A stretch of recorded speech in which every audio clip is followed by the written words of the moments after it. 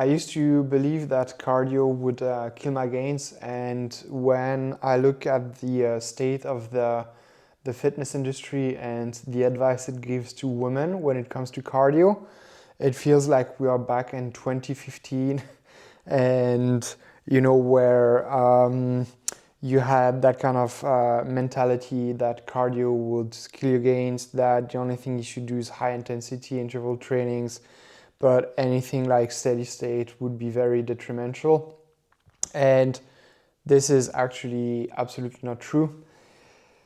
But sadly, this is what women are told nowadays. So it's very confusing, and so they are told that they should avoid cardio altogether because they should focus only on muscle, because muscle is the organ of longevity. Or they should just do sprints because as they age and going through menopause, then they lose muscle mass and the fast twitch fibers, and it's super important to maintain them. Or they are told still to use cardio to burn calories. And thankfully for the last one, like, I think that the trend is slowly shifting away from that, and that a lot of women understand that it's not the best use of cardio, but it's still a topic with a lot of confusion. And when we have new client joining our program at Women's Strength Society, then cardio is always like a big question mark of what should I do? Should I even do it? Should I avoid? What kind of intensities? Either that or like, hey, I'm doing my high intensity, my sprints and my zone 2 cardio, but that's pretty much like the only way that they are doing some form of cardio, and it's really focused. It's very binary, focused on either like I'm doing zone 2 or I'm doing high intensity or combination of both, but that's it. And unfortunately, this is something that is really damaging for women for a number of reasons, and I want to touch on that. So you have to understand that cardio is probably the best tool that you have if you want to improve your metabolic health. Now, a lot of people talk about doing strength training and taking care of your muscles to improve your metabolism, and it is true to an extent because we do need muscles that function well. But there's like that huge misconception that the only thing that is going to be trained when you are doing cardio is your heart.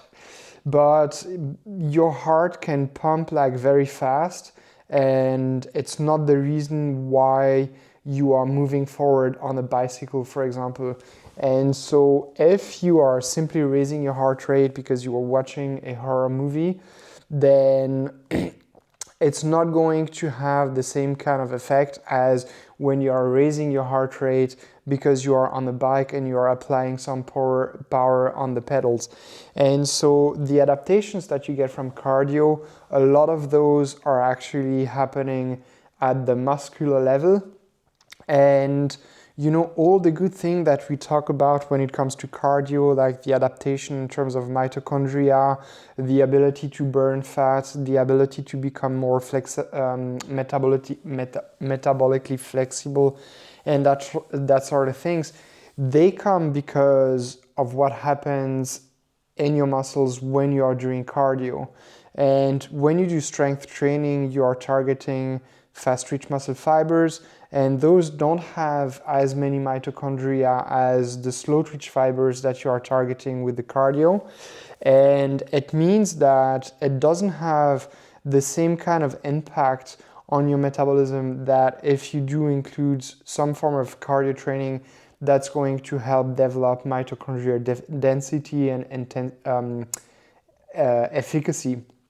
And this is something that you want to have in mind, because otherwise you get in that kind of narrative that cardio is either bad or that you have to do only one form of it. But instead, you want to imagine that cardio is almost like watching Netflix. And then you want to have a variety of movie at your disposals and shows and series that you are going to watch, kind of depending on the mood you are in. And of course, you are going to have your preferences, but there are some days where you want to watch like a comedy. Some days you want to watch some action. Some days you want to watch some, I don't know, some horror movie maybe, if that's your thing. And with cardio, it's the same. Like, you have a very wide range of intensities that you have access to and that you can train at. And depending on what you need, then this is what you are going to use to create a different metabolic states and then long-term adaptation. And the best way to do that is to actually use a lot of different intensities. And it's not like there's only one low intensity and that's zone 2, and there's only one high intensity and that's sprint. There are a lot of nuances in between.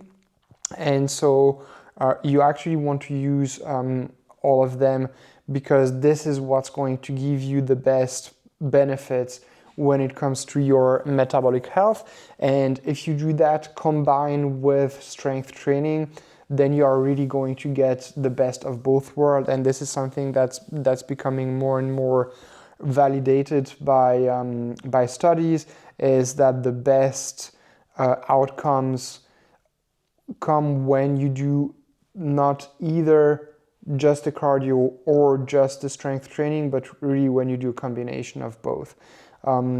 So it's really important that you understand that cardio is not your enemy, and especially as a woman, then it's going to be super beneficial for you, for your metabolism, for longevity as well.